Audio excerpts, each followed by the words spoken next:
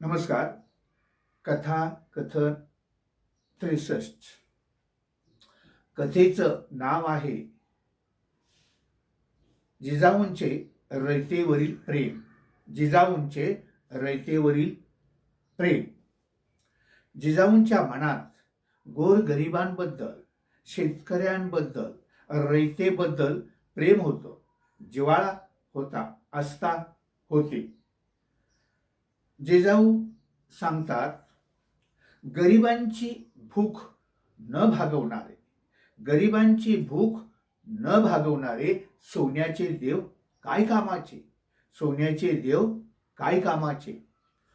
पुनवडी गावचे पुनर्वसन चालू होते, पुण्याचे पुनर्वसन चालू होते आणि त्यावेळेला देवांच्या सोन्याच्या मूर्ती सापडल्या.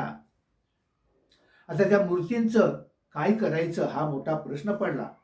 जिजाऊ सांगतात, त्या सोन्याच्या मूर्ती, देवांच्या ज्या सोन्याच्या मूर्ती आहेत त्या वितळा आणि त्यातून जो पैसा येणार आहे तो रयतेसाठी खर्च करा, गोरगरिबांसाठी खर्च करा, शेतकऱ्यांसाठी खर्च करा.